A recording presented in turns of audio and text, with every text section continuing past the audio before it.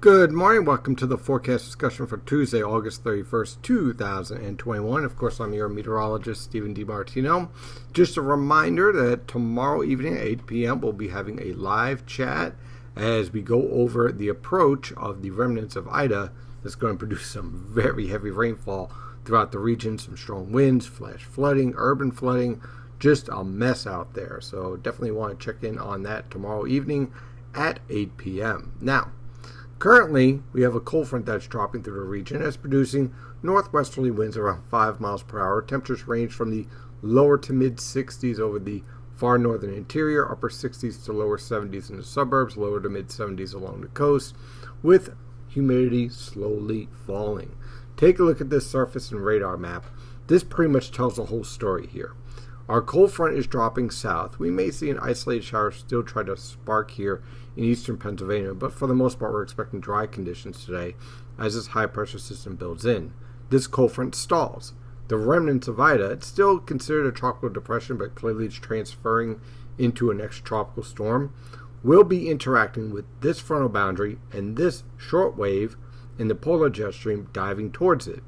As these three interact and basically start to work together, they're going to produce one very nasty rainstorm for the region that's going to start to push rainfall in here late tonight towards midnight, spreading throughout the region by tomorrow morning, and then tomorrow afternoon and evening, very heavy rainfall can be expected, and that's going to continue on through Thursday morning with wind gusts at times over 40 miles per hour. That's going to lead to poor driving conditions and also the potential for power outages, down trees, flash flooding, urban flooding. It is just going to be a mess around here tomorrow evening on through Thursday morning. So, not the best rush hours are on the way. On the infrared satellite picture, you can see the whole evolution here really take shape. It's beautiful if it wasn't so destructive, you know?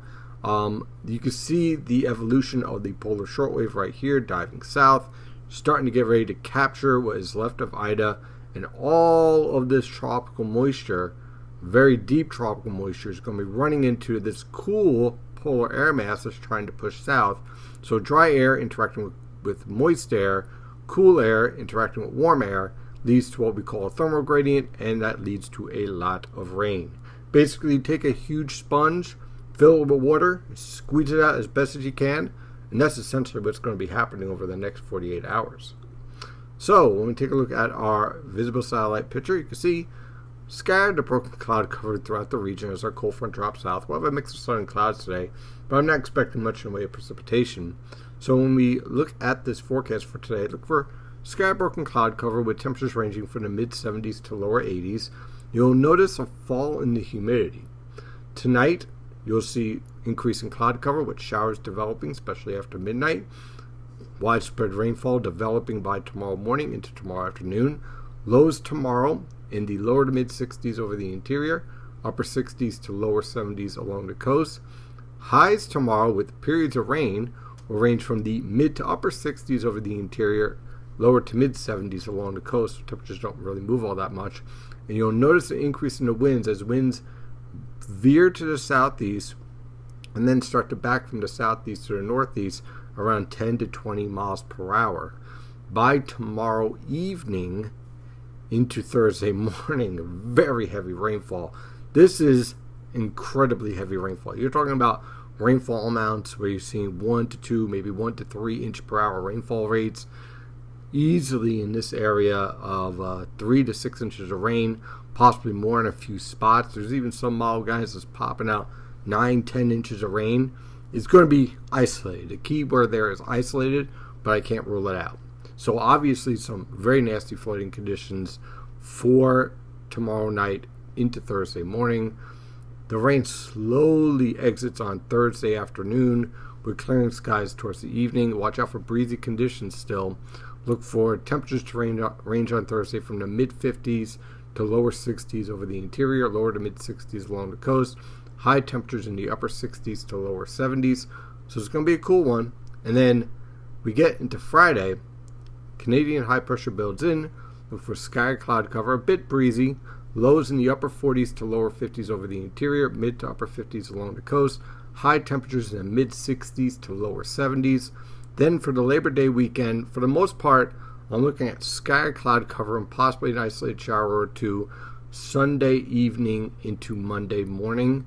But I'm not looking for a washout or anything of that nature. It actually looks like a pretty good weekend. The mix of sun and clouds and possibly a few isolated showers on Labor Day. Not really all that significant. Most locations will remain dry. Look for temperatures on Saturday to range from the mid to upper 50s for lows and lower to mid 70s for highs. Then on Sunday and Monday, look for low temperatures in the upper 50s to lower 60s over the interior, mid to upper 60s along the coast for lows. High temperatures will range from the lower to mid 70s over the interior and mid to upper 70s along the coast. Not bad at all. Now, on Tuesday, look for Canadian high pressure to build in, with sky cloud cover expected. Lows in the lower to mid 50s over the interior, upper 50s to lower 60s along the coast. High temperatures in the upper 60s to lower 70s over the interior, mid 70s along the coast.